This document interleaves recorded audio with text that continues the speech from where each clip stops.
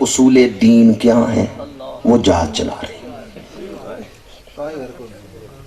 اسی لیے اپنا بھی بیڑا غرق، دوسروں کا بھی غرق۔ دست ادب جوڑ کے عرض کروں گا، ایک طالب علم ہوں اور میرے اساتذہ نے مجھے یہ سمجھایا ہے، دین بیان کرنا بڑی ذمہ داری کی بات ہے۔ دین کو مذاق نہ بنائیں، دین کو شغل نہ بنائیں، یوں ہی گلیوں کے کونوں پہ کھڑے ہو کے حضور کی بحثیں نہ شروع کر دیں۔ حضور کو اللہ نے اس لیے نہیں بھیجا کہ حضور کو بحث کا مرکز بناؤ، حضور کو اس لیے بھیجا ہے حضور سے محبت کرو، میرا قرب حاصل کرو۔ قریب ہوو گے دین کی سمجھ آئے گی، حضور کے قریب ہوو گے اللہ کا قرب نصیب ہوگا۔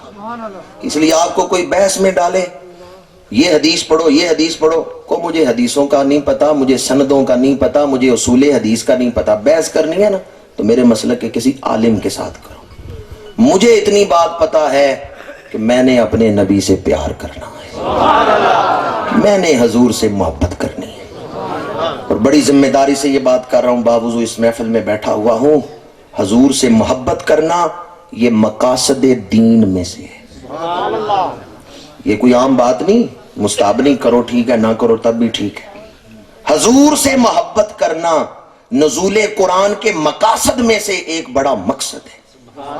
حضور سے محبت کرنا منشاء خداوندی ہے، اور حضور سے محبت کرنا یہ دین کے مقاصد میں سے ایک بڑا مقصد ہے۔ حضور نے حضرت فاروق اعظم سے پوچھا، عمر میرے ساتھ کتنی محبت کرتے ہیں؟ اگر حضور کی محبت کی حیثیت کوئی نہیں تو حضور کیوں پوچھ رہے ہیں کتنی محبت کرتے ہو؟ غور کیا آپ نے؟ اگر محبت رسول کی شرعی حیثیت کوئی نہیں تو حضور کیوں پوچھ رہے ہیں عمر میرے ساتھ کتنی محبت کرتے ہو؟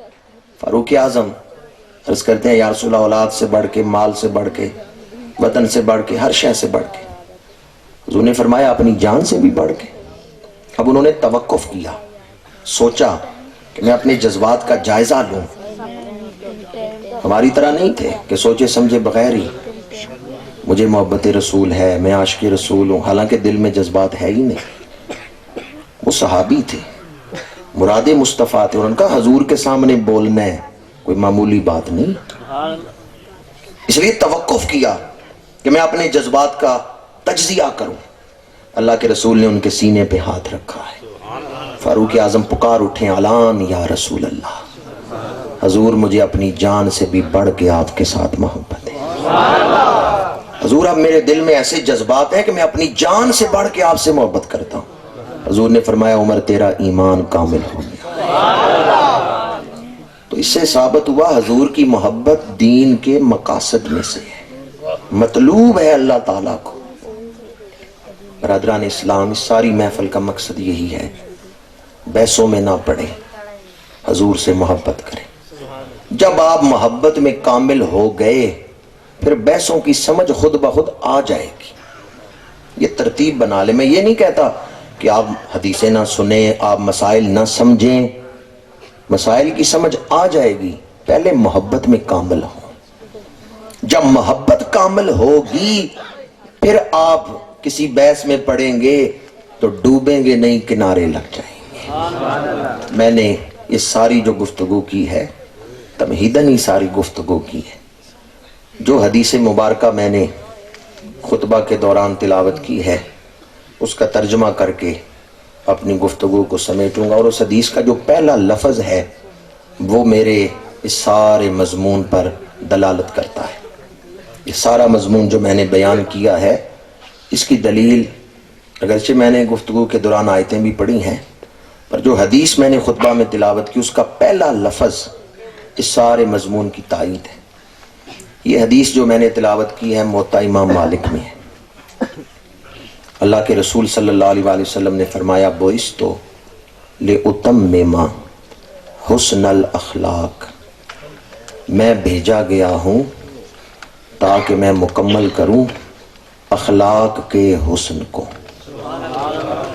اگر آپ غور کریں تو آج اس محفل سے ایک حدیث یاد کر کے اٹھیں گے، کیونکہ 3 لفظ ہیں اور میرا خیال ہے 3 لفظ یاد کرنا تو کوئی مشکل نہیں۔ پہلا لفظ ہے بعثتُ، میں بھیجا گیا ہوں، میں خود جانا اور ہے اور کسی کا بھیجا ہوا جانا اور ہے. حضور خود نہیں آئے، اللہ نے جسے بھیجا جاتا ہے اس کا خیال بھی رکھا جاتا ہے. یہ نہیں اللہ نے حضور کو بھیجا ہے تو پھر چھوڑ دیا ہے. قرآن کہتا ہے وَالضُّحَىٰ وَاللَّيْلِ اِذَا سَجَىٰ مَا وَدَّعَكَ رَبُّكَ وَمَا قَلَىٰ. اللہ نے حضور کو چھوڑا، حضور سے منہ موڑا. یہ سورہ والضحیٰ میں ہے. مَا وَدَّعَكَ رَبُّكَ وَمَا قَلَىٰ. جسے بھیجا جاتا ہے پھر اس کا خیال بھی رکھا جاتا ہے. آپ اپنے پیر صاحب کو اپنے گھر دعوت دیں، دعوت والے دن پیر صاحب نہ آئیں، اپنے کسی نائب کو بھیج دیں.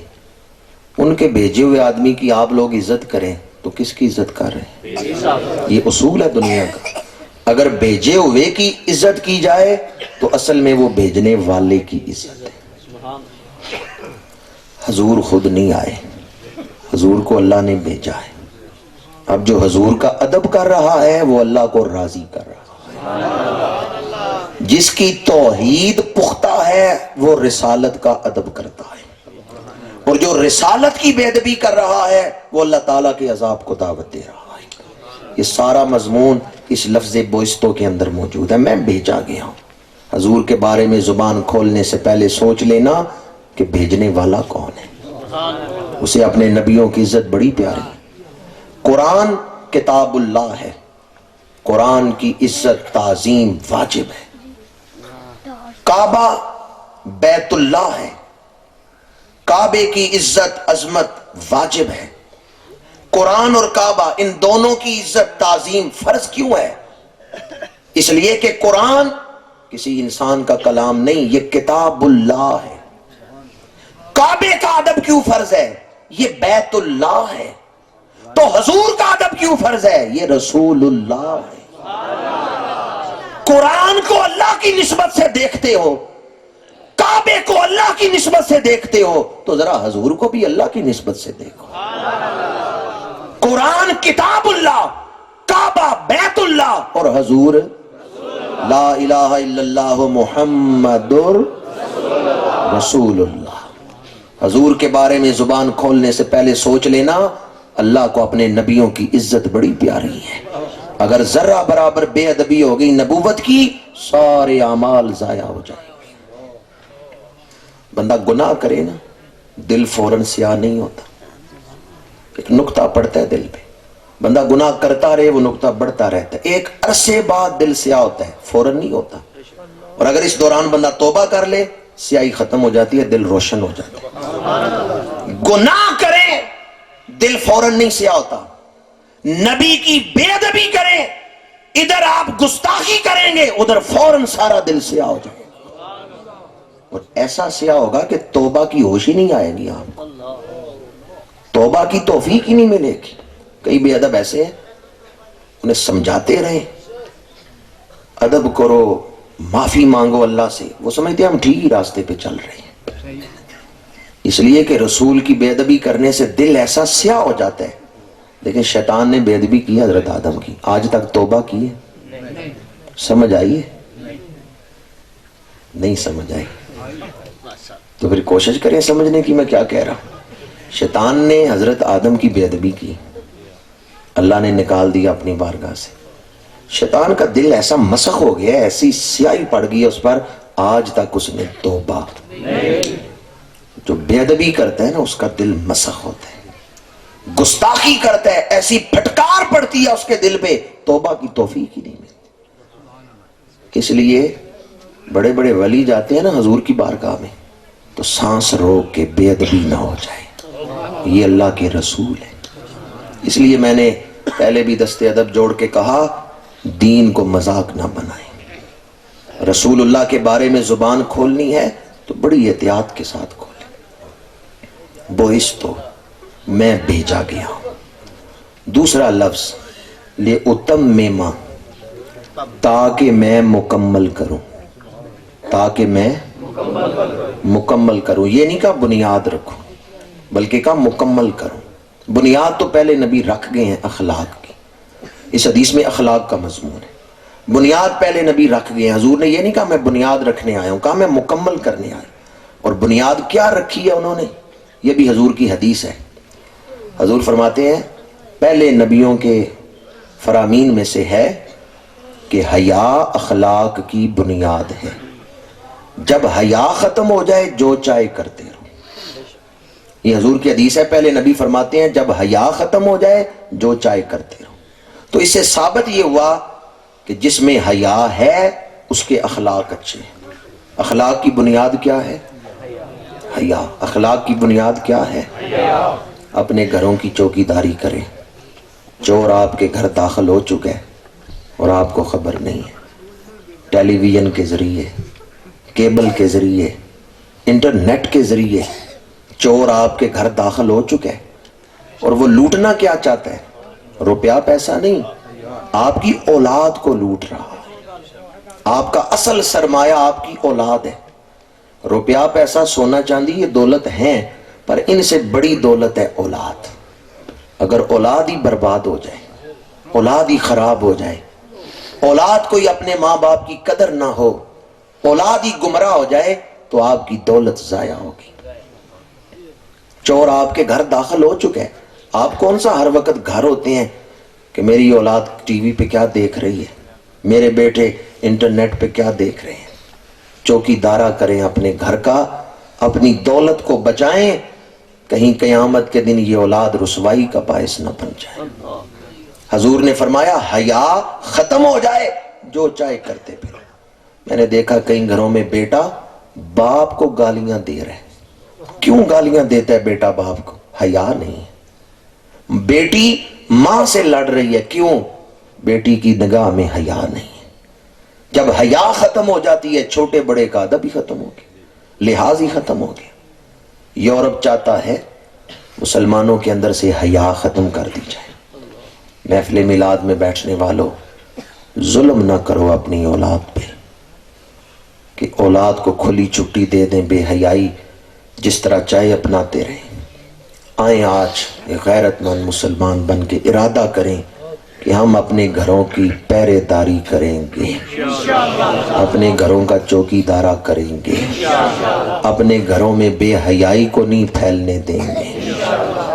حضور نے فرمایا لیوتمما، میں مکمل کرنے آیا ہوں۔ تو جو بنیاد تھی وہ میں نے آپ کے سامنے بیان کی کہ بنیاد پہلے نبیوں نے رکھی ہے حیا کی۔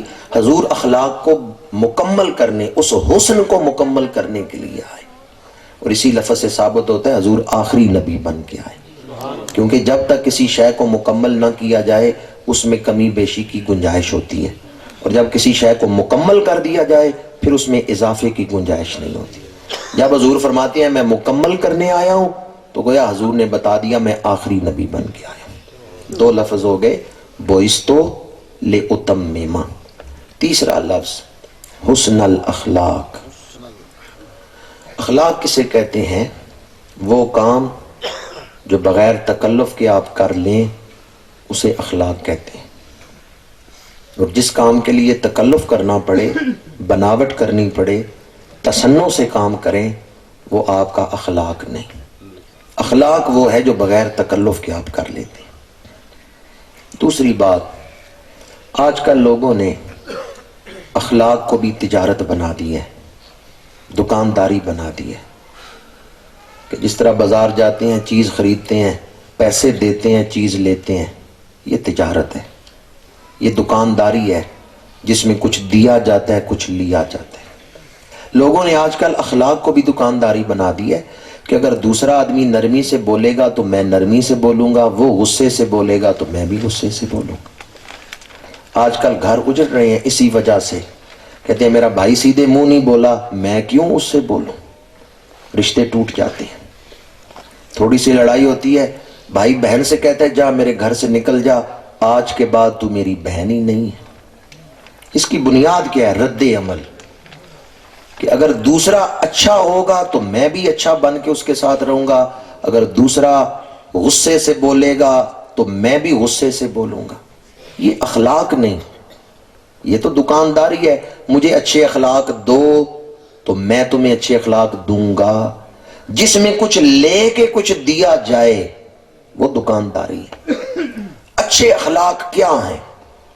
جس نے اچھے اخلاق کا اظہار کرنا ہے وہ یہ نہیں دیکھتا دوسرا کیا کر رہا ہے، وہ یہ دیکھتا ہے میں نے کیا کرنا ہے۔ طائف کے بازار میں 2 میل تک حضور نے اپنے جسم پہ پتھر برداشت کیے، اور جب باغ میں تشریف فرما ہوئے ہیں، پہاڑوں کے فرشتے حاضر ہوئے، یا رسول اللہ اجازت دیں تو طائف والوں کو یوں پیس کے رکھ دیں جیسے چکی کے 2 پارٹوں میں دانا پیسا جاتا ہے۔ اللہ کے رسول نے یہ نہیں دیکھا طائف والوں نے کیا سلوک کیا، حضور نے یہ دیکھا میں نے کیا کرنا ہے۔ دعا کے لیے ہاتھ اٹھائے، اللہم اہد قومی فإنہم لا یعلمون، پروردگار میری قوم کو ہدایت عطا فرما۔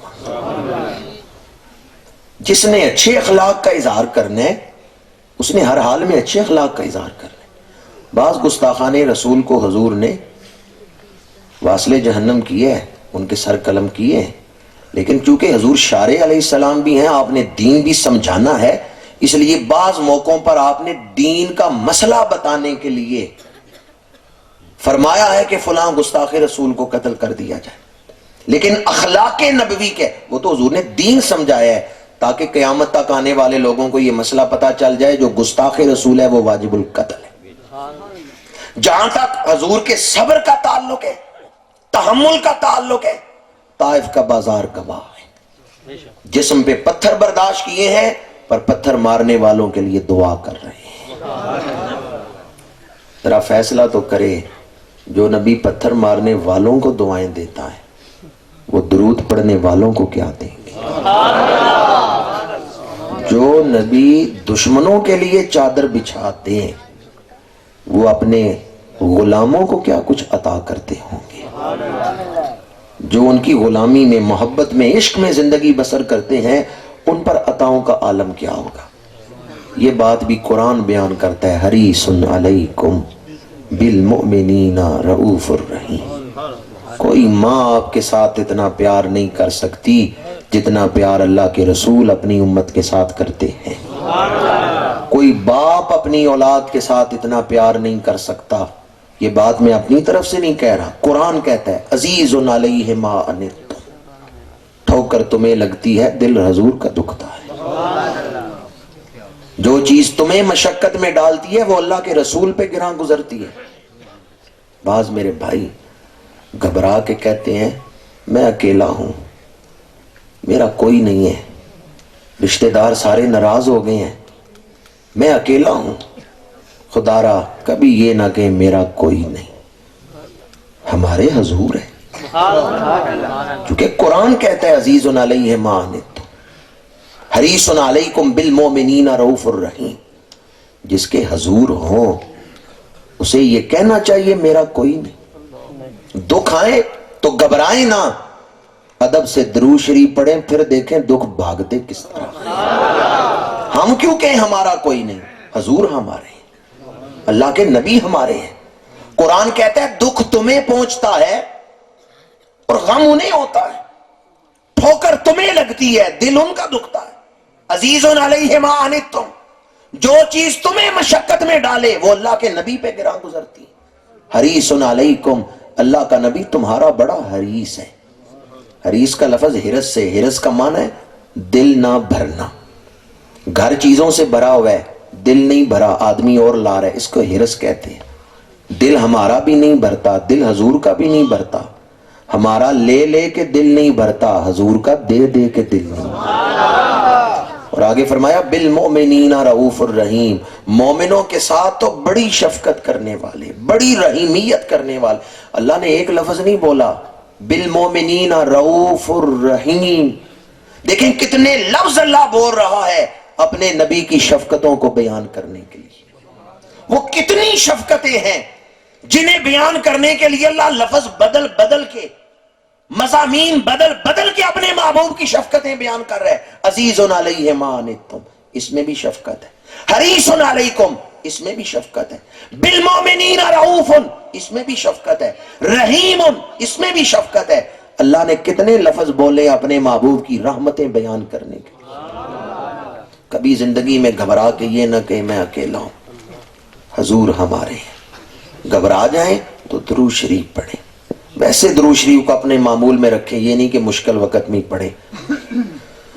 آخری بات کر رہا ہوں، کچھ عرصہ پیشتر یہ ناچیز یورپ گیا، जर्मनी में एक नौ मुस्लिम से मुलाकात हुई जो पहले सिख मज़हब से ताल्लुक़ रखता था, पर जब उसने इस्लाम कबूल किया है तो पहले वो डिस्को सेंटर चलाता था जो यूरोप में बड़ी कमाई का ज़रिया है, पर जब उसने कलमा पढ़ा तो डिस्को सेंटर को मस्जिद बना दिया है।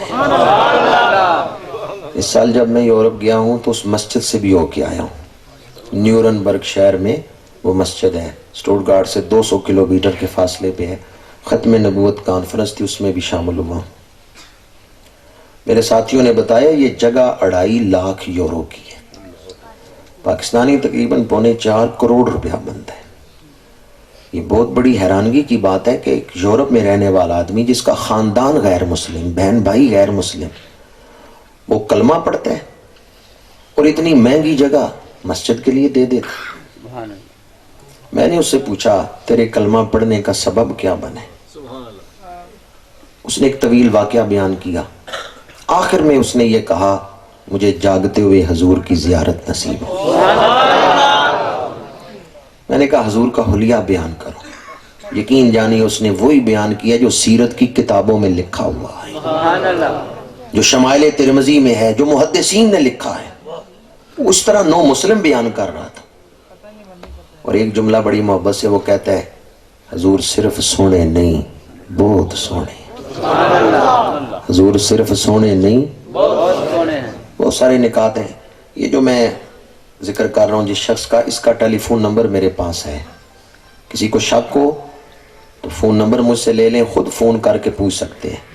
जर्मनी में आपका कोई अजीज़ रहता हो, एड्रेस ले लें मुझसे, उससे मिल के खुद वाकया की तहकीक कर सकते हैं कि इस शख्स ने कलमा क्यों पढ़ा है और कहाँ है वो मस्जिद जो पहले डिस्को सेंटर थी न्यूरनबर्ग शहर में।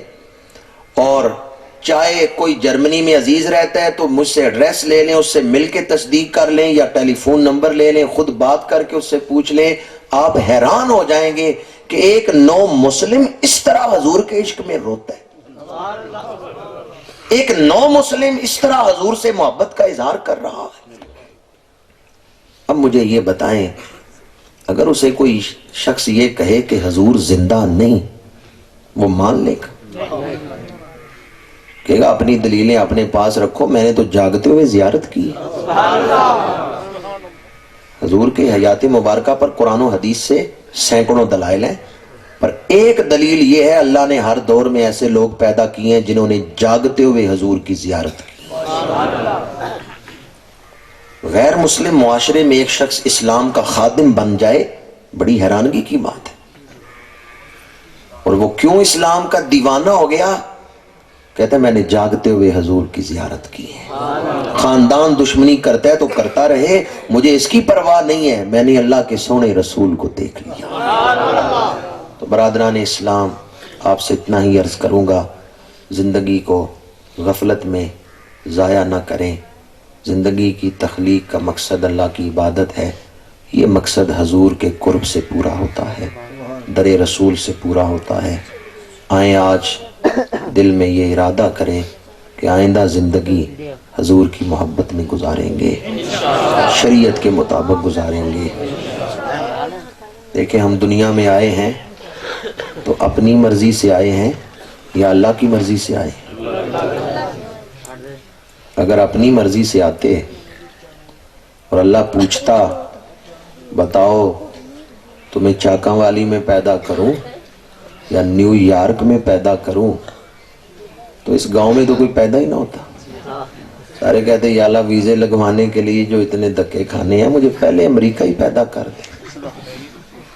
अगर अल्लाह पूछता किसके घर पैदा करूं, गरीब के घर या बादशाह के घर, तो गरीबों के घर तो कोई पैदा ही ना होता। हम दुनिया में आए हैं तो किसकी मर्जी से? अच्छा, दुनिया से जाएंगे तो किसकी मर्जी से? अपनी मर्जी कर सकते हैं? अपनी मर्जी नहीं कर सकते। मौत के मामले में जितने भी बीमार हों खुदकुशी नहीं कर सकते, अपने आप को मौत के घाट नहीं उतार सकते, इंतजार करेंगे हुक्म इलाही का। और कभी ऐसा भी होता है जवान आदमी को मौत आ जाती है, हालांकि वो मरना नहीं चाहता, अल्लाह का हुक्म आ जाता है। कराची से त्यारा उड़ा, 9 ब्याह था जोड़ा उसमें बैठा हुआ था, خیال تھا مر ہی جائیں گے. کراچی سے جہاز اڑا ہے پر اسلام آباد اتر نہیں سکا, مارگلا کی پہاڑیوں سے ٹکرا گئے. 1 ہفتہ نہیں ہوا اس جوڑے کی شادی کو, دونوں میاں بیوی موت کے گھاٹ اتر گئے.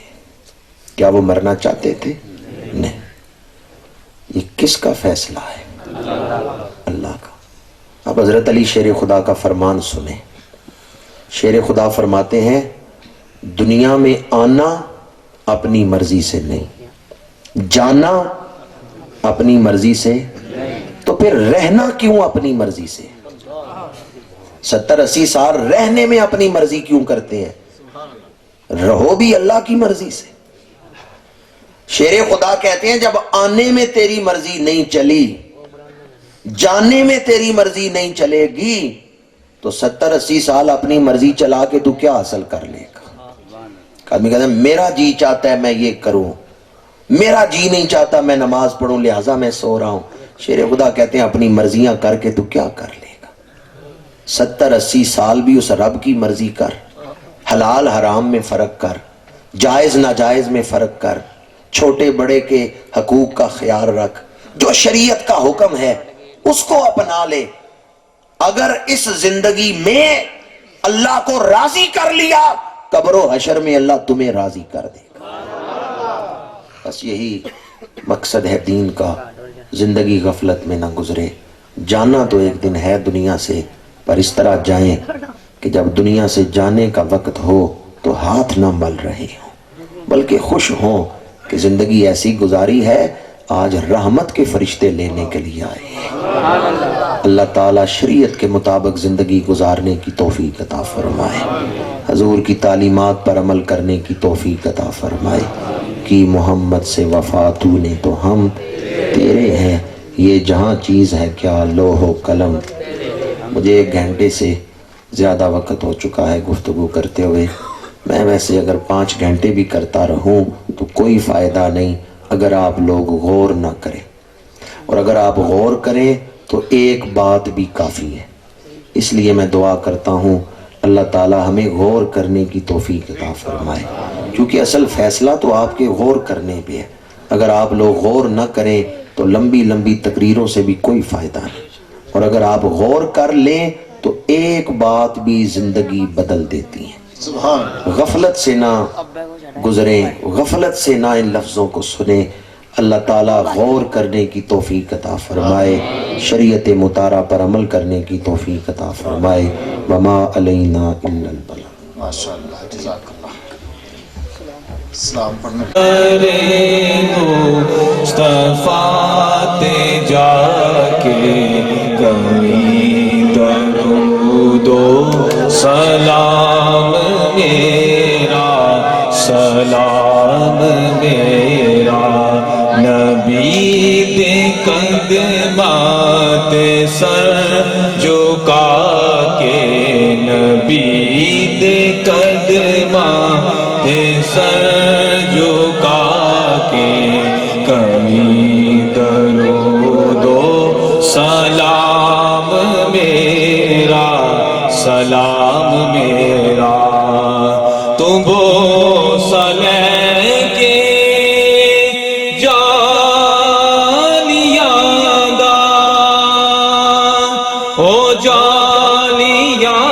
نور والیاں دا, او جالیاں نور والیاں دا, سوال کہہ کے سوالیاں دا, سوال کہہ کے سوالیاں دا, کریں درود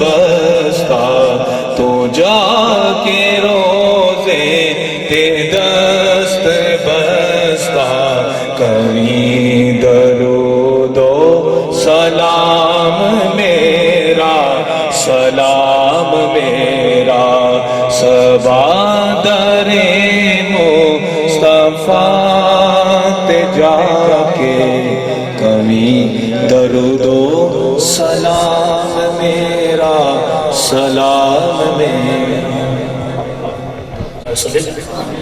ربنا أتمم لنا نورنا واغفر لنا إنك على كل شيء قدير آمين. رب اغفر وارحم وأنت خير الراحمين وننزل من القرآن ما هو شفاء ورحمة للمؤمنين آمين. اللهم ربنا آتنا في الدنيا حسنة وفي الآخرة حسنة وقنا عذاب النار وقنا عذاب القبر وقنا عذاب الحشر وقنا عذاب القرض وقنا عذاب السقر وقنا عذاب الميزان یا الہ العالمین ان من فدایان مصطفیٰ صلی اللہ علیہ وسلم نوجوانہ نے مل کے محفل میلاد مصطفیٰ صلی اللہ علیہ وسلم دا انعقاد کیتا ہے.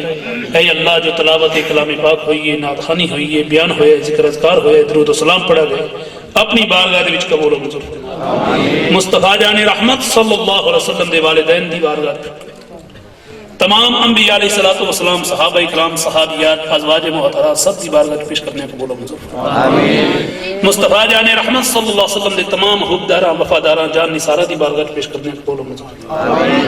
یا الہ العالمین جنہاں نے محفل میلاد مصطفیٰ صلی اللہ علیہ وسلم دے دامے جرمے قدمے سخنے حصہ لیا ہے، اے اللہ سب کی حاضری قبول و منظور فرما. یا اللہ مصطفیٰ علیہ السلام دی محبت پیار عشق نصیب فرما. آقا علیہ السلام دے بتائے ہوئے طریقے کے مطابق زندگی بسر کرنے دی توفیق فرما. اے مولا اسی بڑے گناہگار ہاں، تیری رحمت دے طلبگار ہاں، حضور دی ولادت باسعادت دا صدقہ مولا ساڈے گناہ معاف فرما. یا اللہ سانو وہ کم کرنے دی توفیق فرما جس وچ تو راضی ہے. اے اللہ اس کو بچا جس وچ تیری ناراضگی ہے. مولا اس دے نقشے قدم تے چلا جنہ تے تیرا انعام ہویا ہے. اے اللہ اس کو امت بچا جنہ تے قہر و غضب نازل. یا الہ العالمین فاضل جلیل عالم نبی محسن اہل سنت حضرت علامہ صاحبزادہ پیر غلام بشیر نقشبندی صاحب نو صحت کاملہ عطا فرما. مولا آپ دے علم و عمل دے وچ اضافہ فرما. شیطان دے شر تو، ظالم دے ظلم تو، حاسد دے حسد تو محفوظ فرمائی. مولا آپ دا سایہ تا دیر قائم و دائم فرمائی. یا الہ العالمین اہل اسلام کو عزت عطا فرما، پرچم اسلام کو بلند فرما. اے اللہ اس دین کا بول بالا عطا فرما. یا الہی دین کو سمجھ دی توفیق عطا فرما. یا الہ العالمین مصطفیٰ علیہ السلام دے بتائے ہوئے طریقے تے زندگی بسر کرنے دی توفیق فرما. یا الہی رکھی شان نال بیماری ایمان نال. اے پروردگار عالم جو گرج اصل طالت بیمار نے سب بیماروں نے شفا عطا فرما. الہ العالمین جو اس دنیا فانی تو وفات پا گئے اے اللہ سب کی بخشش فرما، سب کی درجات کے وچ بلندی فرما. میں سو جو یا مصطفیٰ کہتے کہتے کھلے آنکھ میری صلی اللہ کہتے کہتے تڑپنے پھڑکنے کی توفیق دے، دل مرتضیٰ سوزے صدیق دے. یا الہی تفعیل محمد رسول گناہ کر معاف دعا کر قبول. رب اجعلنی مقیم الصلاة ومن ذریتی ربنا وتقبل دعا. ربنا اغفر لی ولوالدی وللمؤمنین یوم یقوم الحساب. وصلی اللہ تعالی علی رسولہ خیر خلقہ محمد وعلی آلہ وصحبہ وحضراتہ اجمعین.